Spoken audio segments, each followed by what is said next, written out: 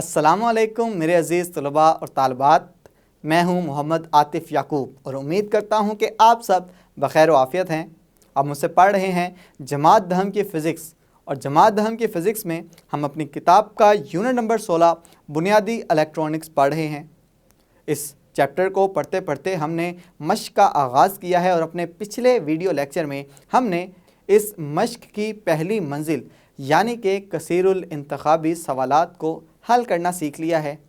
आज के लेक्चर में आगाज़ करेंगे बिल्कुल नई मंजिल का, जिसका नाम है सवालात का अयादा।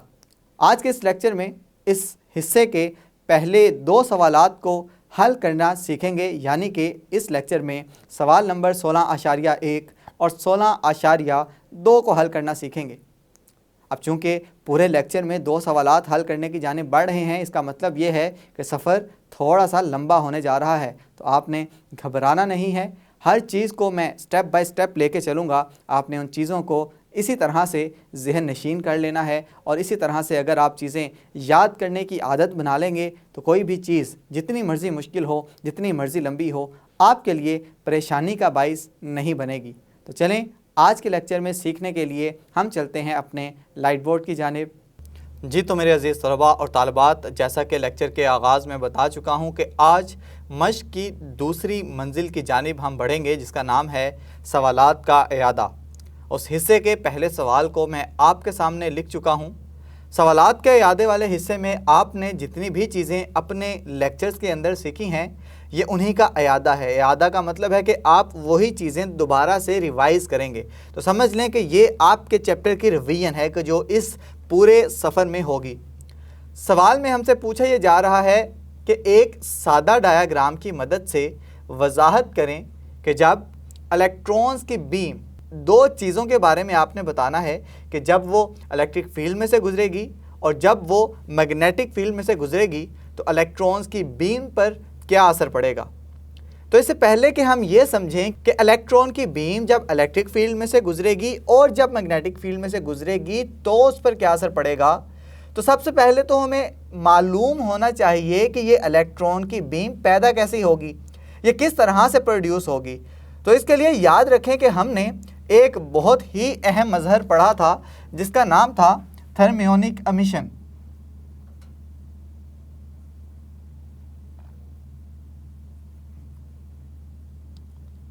और इस थर्मियोनिक एमिशन की तारीफ़ हमने कुछ इस तरह से की थी कि जब इलेक्ट्रॉन्स किसी मेटल की गर्म सतह से निकलेंगे तो उस अमल को थर्मियोनिक एमिशन कहते हैं। अब थर्मियोनिक एमिशन में होगा क्या। फ़र्ज़ करें कि ये मेरे पास एक फ़िलामेंट है और फ़िलामेंट को मैंने किसी पोटेंशियल के ज़रिए जोड़ा हुआ है। जब भी इस फ़िलामेंट को कुछ पोटेंशियल मिलेगा तो इस पोटेंशियल की वजह से इस फ़िलामेंट के अंदर करंट का बहाव पैदा हो जाएगा। करंट के बहाव से मुराद ये है कि करंट इस फिलामेंट से बहना शुरू हो जाएगा। अब हम जानते हैं कि हमारे पास एक कानून होता है जिसे हमने जोल का कानून या जाउल का कानून कहा है। H बराबर है I²RT। अब यहाँ पे अगर तो करंट बढ़ रहा है तो करंट के बढ़ने से उस फिलामेंट की हरारत बढ़ेगी। फिलामेंट की हरारत बढ़ेगी, इसका मतलब है कि फिलामेंट का टेम्परेचर बढ़ना शुरू हो जाएगा। अब जब फिलामेंट का टेम्परेचर बढ़ना शुरू होगा तो फिलामेंट ये बना हुआ है एक मेटल का, और मेटल पे हम जानते हैं कि मेटल के पास बहुत ही ज़्यादा आज़ाद इलेक्ट्रॉन होते हैं, आवारा इलेक्ट्रॉन होते हैं, कि अगर उन्हें थोड़ी सी भी एनर्जी मिले तो वो उस एनर्जी को हासिल करते हुए उस जगह से निकलने की कोशिश करते हैं। अब जैसे ही हीट यानी कि एनर्जी इस फिलामेंट की सतह पे मौजूद इलेक्ट्रॉन्स के पास जाएगी तो इलेक्ट्रॉन्स इस सतह से निकलना शुरू कर देंगे। ये बहुत सारे इलेक्ट्रॉन्स इस सतह से निकलना शुरू हो जाएंगे। अब आगे हम लोगों ने एक इलेक्ट्रोड रखा हुआ है। इलेक्ट्रोड का मतलब ये है कि इसकी एक सतह को हमने बैटरी के नेगेटिव टर्मिनल के साथ और दूसरी सतह को बैटरी के पॉजिटिव टर्मिनल के साथ जोड़ दिया है। अब जिस टर्मिनल को हमने नेगेटिव के साथ जोड़ा है उसको नाम दिया जाएगा कैथोड का, और जिसको पॉजिटिव टर्मिनल के साथ जोड़ा है उसको नाम दिया जाएगा एनोड का। अब हम जानते हैं कि एक जैसे चार्जेस एक दूसरे की मुखालफत करते हैं, वो एक दूसरे को दफ़ा करते हैं और जो मुखालिफ किस्म के चार्जेस होते हैं वो एक दूसरे को कशिश करते हैं, अपने पास बुलाते हैं। अब ये देखें कि ये वाली सतह जुड़ी हुई है इस एनोड के साथ, यानी कि इस पे चार्ज है पॉजिटिव और इलेक्ट्रॉन पे चार्ज है नेगेटिव। तो इलेक्ट्रॉन कोशिश करेगा कि मैं इस जगह को छोड़कर इस पॉजिटिव वाली जगह पे जाऊं। तो जैसे ही वो इस जगह पे जाएंगे तो यहाँ पे एक रश बन जाएगा, क्योंकि आगे गुजरने के लिए बहुत ही छोटी सी जगह है, बहुत थोड़ी सी जगह है जिसके ज़रिए से ये एक जगह से दूसरी जगह पे जा सकेंगे। तो इसका मतलब है कि इस सतह में से ज़्यादा इलेक्ट्रॉन्स नहीं गुजर सकते, एक टाइम पे एक ही इलेक्ट्रॉन यहाँ से आगे गुजरेगा। इसका मतलब है कि जब एक इलेक्ट्रॉन आगे गुजर जाएगा उसके पीछे दूसरा इलेक्ट्रॉन आएगा, फिर उसके पीछे तीसरा इलेक्ट्रॉन, और ये कुछ इस तरह से आगे बढ़ती चली जाएगी।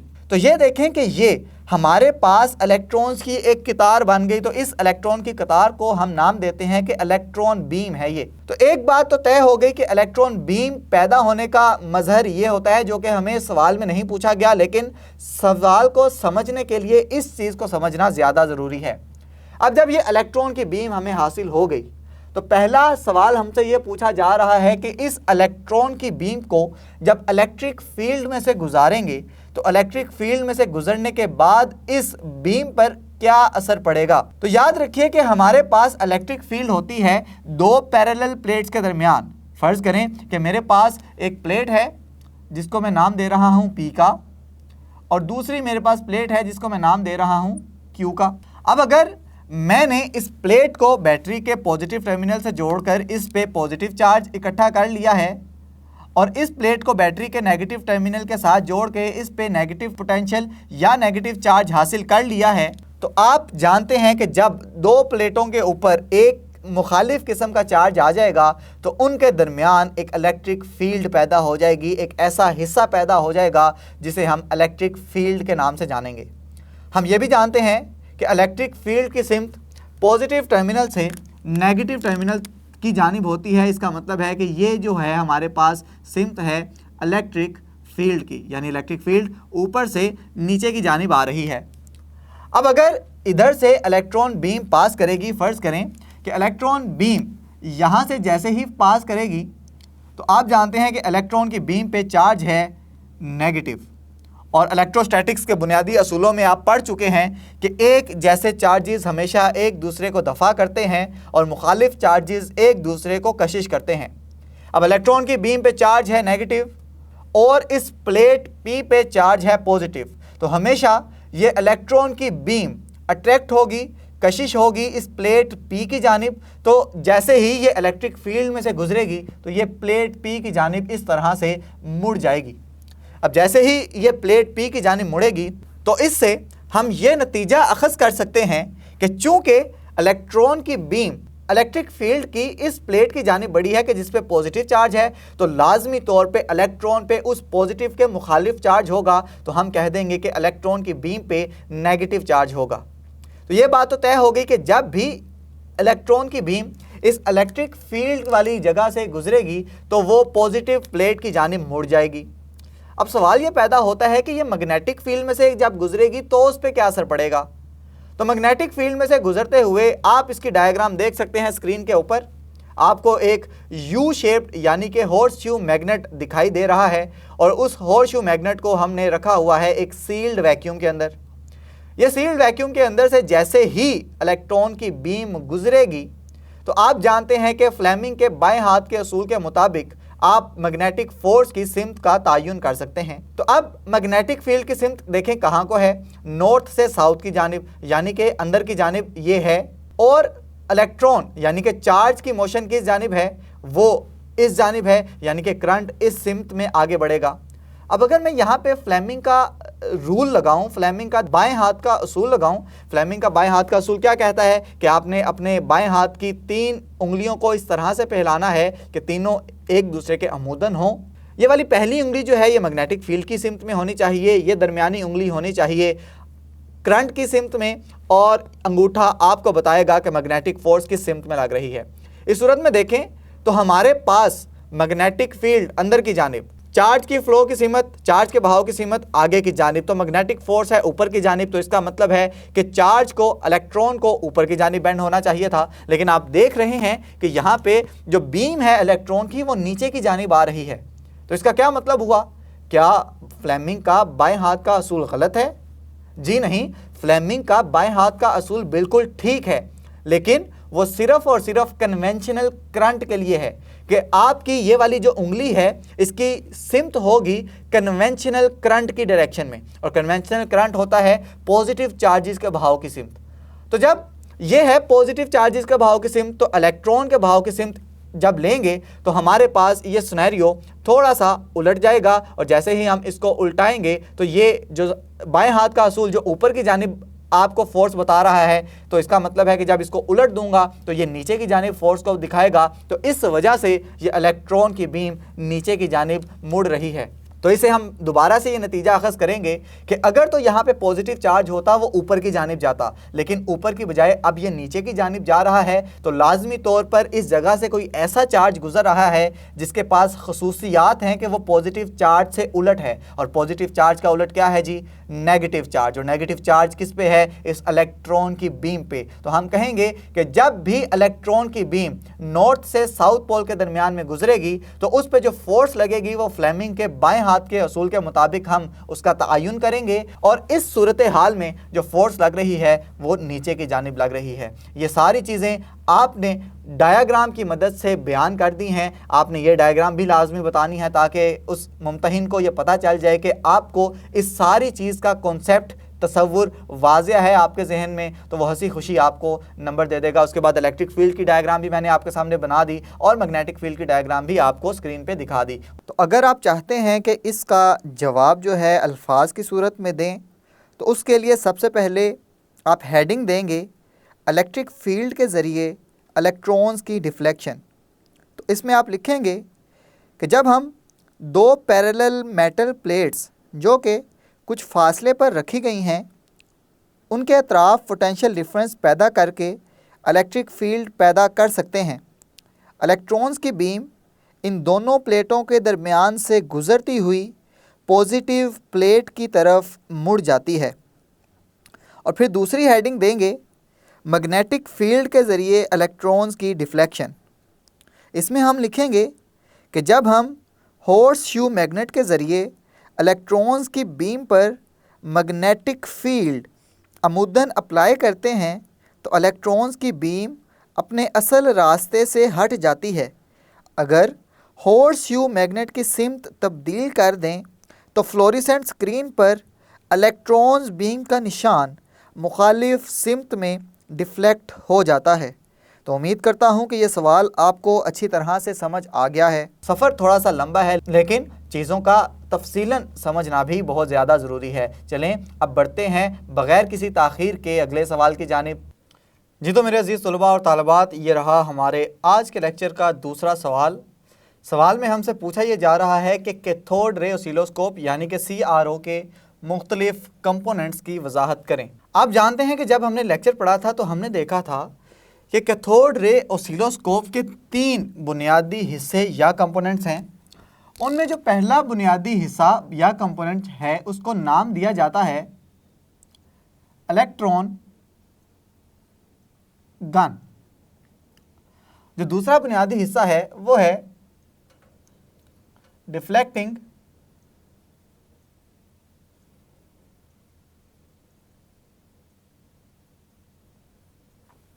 प्लेट्स,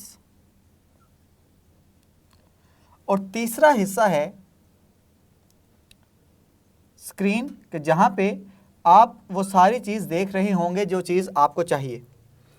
अब इलेक्ट्रॉन गन अकेली इलेक्ट्रॉन गन नहीं है, बल्कि इसमें 3 अज्जा पाए जाते हैं, जिसमें सबसे पहला है फिलामेंट, उसके बाद है ग्रिड, और उसके बाद है जी एनोड। ये 3 हिस्से मिलके इलेक्ट्रॉन गन बनाते हैं। तो चलें हम क्यों ना इसकी डायग्राम बना लें, और डायग्राम बनाने के साथ साथ हम इसकी सारी वर्किंग कि ये किस तरह से काम करता है वो भी सीख लेते हैं। तो सबसे पहला और बुनियादी हिस्सा जो इस ऑसिलोस्कोप का होता है वो है जी फिलामेंट, और फिलामेंट कुछ इस तरह से बनाते हैं। अब इसका एक हिस्सा होगा बैटरी के पॉजिटिव टर्मिनल से जुड़ा हुआ और दूसरा हिस्सा होगा बैटरी के नेगेटिव टर्मिनल से जुड़ा हुआ। अब जैसे ही इस बैटरी को वोल्टेज प्रोवाइड किए जाएंगे, पोटेंशियल डिफरेंस प्रोवाइड किया जाएगा, और आमतौर पे ये पोटेंशियल डिफरेंस 6 वोल्ट का होता है और इससे 3 एम्पेयर करंट पैदा होता है। अब जैसे ही इसमें करंट पैदा होगा तो जोल के कानून के मुताबिक H बराबर है I का मुरब्बा ज़रब R ज़रब T। जैसे ही करंट पैदा होगा तो उससे इस फिलामेंट के अंदर हरारत पैदा होगी।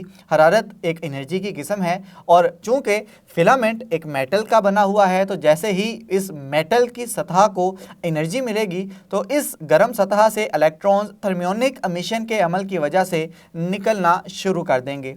अब जैसे ही फ़र्ज़ करें यहाँ से एक इलेक्ट्रॉन्स यहाँ से निकलना शुरू हो गए, जैसे ही यहाँ से निकलेंगे तो इन्हें सामना करना पड़ेगा एक अदद ग्रिड का। ग्रिड कुछ इस सूरत में नज़र आता है। इसको मैं ऊपर जी भी लिख देता हूँ ताकि वाज़ेह रहे कि जी ग्रिड के लिए मैंने लिखा है। अब ये जो ग्रिड है इसको नेगेटिव पोटेंशियल दिया जाता है। नेगेटिव पोटेंशियल क्यों दिया जाता है? नेगेटिव पोटेंशियल देने की वजह यह है कि यहाँ से तो बहुत ज़्यादा इलेक्ट्रॉन्स निकलेंगे फिलामेंट की सतह से, तो सारे के सारे आगे अगर चले जाएंगे तो आगे जो स्क्रीन पड़ी होगी हमारी, अभी हम कुछ देर में देखेंगे, तो सारे के सारे इलेक्ट्रॉन्स अगर स्क्रीन पे चले जाएंगे तो वो स्क्रीन बनी होती है फ्लोरेसेंट की। और फ्लोरेसेंट एक ऐसा मटेरियल है कि जब इलेक्ट्रॉन्स उसकी सतह पे जाके टकराएंगे तो वहाँ पे रोशनी पैदा होगी। अब अगर बहुत ज़्यादा इलेक्ट्रॉन्स उधर जाके टकराएंगे तो बहुत ज़्यादा रोशनी पैदा होगी, जिससे सिग्नल जो कि आप देखना चाहते हैं, उसको पढ़ना चाहते हैं, वो आप वाज़िया तौर पे नहीं देख सकेंगे। तो आप इलेक्ट्रॉन की मिकदार को कंट्रोल करने के लिए इस ग्रिड को नेगेटिव पोटेंशियल देते हैं। अब जैसे ही आपने इस ग्रिड को नेगेटिव पोटेंशियल दिया तो इधर से जो निकलने वाले इलेक्ट्रॉन हैं इस ग्रिड से दफ़ा हो जाएंगे। सिर्फ और सिर्फ वही इलेक्ट्रॉन्स आगे पहुंच सकेंगे कि जिनके पास बहुत ज़्यादा एनर्जी होगी। अब जैसे ही ये ग्रिड से निकलेंगे तो आगे इन्हें मिलेगा एक अदद एनोड का सेट। ये इस तरह से बना रहा हूँ, इसको हम नाम देंगे ए का, और ए जाहिर करता है एनोड को। ये एनोड इसको जोड़ा जाता है किसी भी बैटरी के पॉजिटिव टर्मिनल से। अब जैसे ही इलेक्ट्रॉन इस ग्रिड से निकलेगा ना तो वो बड़ा थका हारा, क्यों? क्योंकि उसने अपनी सारी एनर्जी इस ग्रिड से गुजरते हुए दे दी। उसने जितना भी उसके पास पैसे थे उसने सारा टैक्स इसे दे दिया, तो अब उसके पास कुछ भी नहीं बचा। तो अब इसे स्क्रीन तक पहुंचना है, इसको एनर्जी चाहिए, तो वो एनर्जी इसे देगा ये एनोड, क्योंकि एनोड पे पॉजिटिव चार्ज है, इलेक्ट्रॉन पे नेगेटिव चार्ज है, तो ये इलेक्ट्रॉन इस एनोड से होते हुए आगे बढ़ जाएंगे। अब सवाल ये पैदा होता है यहाँ पे कि ये इलेक्ट्रॉन इस एनोड की जानिब डिफ्लेक्ट क्यों नहीं होंगे, क्योंकि हमने ये पढ़ा है कि अगर एनोड पे पॉजिटिव चार्ज है, इलेक्ट्रॉन पे नेगेटिव चार्ज है, मुखालिफ चार्जेस एक दूसरे को कशिश करते हैं। इसकी वजह यह है कि एनोड के ऊपर भी उतना ही पॉजिटिव पोटेंशियल दिया जा रहा है, नीचे भी उतना ही पॉजिटिव पोटेंशियल दिया जा रहा है। इसका मतलब यह हुआ कि दाएं बाएं ऊपर नीचे से एक ही किस्म का पोटेंशियल मिल रहा है जो हर किस्म की कशिश को कैंसिल कर देगा और इलेक्ट्रॉन्स बिल्कुल एक सीधी लाइन में गुजर जाएंगे। तो इससे हमारा जो पहला हिस्सा था इलेक्ट्रॉन गन का वो मुकम्मल हो गया। हमने देख लिया कि एक फिलामेंट है जिससे इलेक्ट्रॉन्स निकलेंगे, आगे ग्रिड पड़ी हुई है जो कि इलेक्ट्रॉन की मिकदार को कंट्रोल करने के लिए, और दूसरे लफ्ज़ों में कि ब्राइटनेस को कंट्रोल करने के लिए इस्तेमाल की जाती है, और आगे एनोड पड़ा हुआ है जो कि उन थके हारे इलेक्ट्रॉन्स को जो कि ग्रिड के ऊपर अपनी एनर्जी ज़ाया कर रहे हैं उनको आगे भेजने के लिए इस्तेमाल किया जाता है। अब बात आएगी डिफ्लेक्टिंग प्लेट्स पे कि अब डिफ्लेक्टिंग प्लेट्स का काम यहाँ से शुरू होगा। यहाँ पे दो डिफ्लेक्टिंग प्लेट्स पाई जाती हैं, एक तो इसको एक्स एक्सिस की डायरेक्शन में डिफ्लेक्ट करवाएंगी और दूसरा इसे वाई एक्सिस की डायरेक्शन में डिफ्लेक्ट करवाएंगी। तो ये डिफ्लेक्टिंग प्लेट्स का जोड़ा कुछ इस तरह से दिखाई देता है कि हमारे पास ये ऐसी प्लेट्स हैं जो कि एक्स एक्सिस की डायरेक्शन में इसकी मोशन करवाएंगी। तो ये जो प्लेट्स हैं ये इसकी अमूदी डिफ्लेक्शन के लिए इस्तेमाल की जाएंगी। अब मैंने ये बताया है कि दोनों एक्स एक्सिस की डायरेक्शन के लिए भी प्लेट्स इस्तेमाल की जाती हैं, वाई एक्सिस में भी डिफ्लेक्शन के लिए इस्तेमाल की जाती हैं। ये तो हो गई वाई डिफ्लेक्टिंग प्लेट्स, इसको वाई डैश के नाम से आप जान लें। और एक प्लेट्स ऐसी होती हैं जो इसको एक्स एक्सिस की डायरेक्शन में डिफ्लेक्ट करवाएंगी, और वो प्लेट्स कुछ इस तरह से दिखाई देती हैं। तो इस तरह से इसको नाम देंगे x और x डैश। तो इस तरह से हमारे दो अज्जा तो मुकम्मल हो गए। अब ये इलेक्ट्रॉन की बीम जो है, अगर आप चाहते हैं वाई एक्सिस में डिफ्लेक्ट करवाना तो वाई एक्सिस वाले स्विच को ऑन कर देंगे, जिससे सिर्फ और सिर्फ वाई एक्सिस वाली जो रेज़ हैं वो डिफ्लेक्ट होंगी। और अगर चाहते हैं वाई एक्सिस की डायरेक्शन में ये रेज़ डिफ्लेक्ट होंगी, और अगर आप चाहते हैं एक्स एक्सिस की डायरेक्शन में इसको डिफ्लेक्ट करवाना तो आप अपने सिस्टम को इस तरह से सेट करेंगे कि आप सिर्फ एक्स एक्सिस की डायरेक्शन में उसे डिफ्लेक्ट करवाएंगे। अब आगे एक आखिरी चीज़ पड़ी हुई है कि जिसका नाम है स्क्रीन। फ़र्ज़ करें कि यह स्क्रीन दिखने में कुछ इस तरह से है कि इस स्क्रीन पे हमें कोई इस तरह का पैटर्न हासिल हो रहा है। इसका मतलब है कि हमें जो इमेज मिल रहा है वो कुछ इस तरह का मिल रहा है, और जैसे ही ये इलेक्ट्रॉन की रेज इधर आके पड़ेंगी जिससे ये रोशन होगी, और रोशन होने के बाद ये सिग्नल आपको दिखाई देगा। अब अगर इस सारी असम्बली को मैं एक ट्यूब में बंद कर दूं कुछ इस तरह से,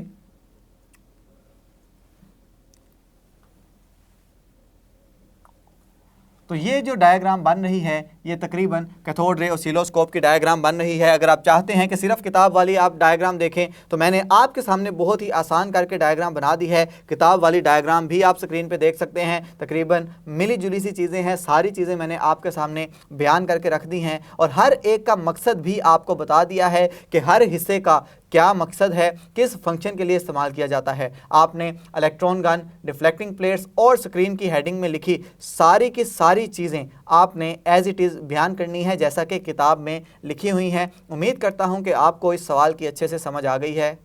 जी, तो हम सीख चुके हैं आज के लेक्चर में दो सवालात का हल। इस लेक्चर में हमने सवालात का अयादा, इस हिस्से के पहले दो सवालात यानी कि 16.1 और 16.2 को हल करना सीख लिया है। सफ़र थोड़ा सा लंबा था लेकिन मैंने आपको आगाज़ में ही बता दिया था, चाहे लंबा है लेकिन मैं आपके लिए बहुत ज़्यादा आसान करके इस सवालात को पेश करूंगा। उम्मीद करता हूं कि आपको इन सवालात की अच्छे से समझ आ गई है। आपने सिर्फ नोट्स बनाना नहीं भूलना। बकिया के जितने सवालात हैं वो हम देखेंगे अपने आइंदा आने वाले वीडियो लेक्चर में। तब तक के लिए अपना बहुत सा ख्याल रखें, अपने से ज़्यादा दूसरों का खुश रहें, खुशियाँ बांटें। अल्लाह हाफिज़।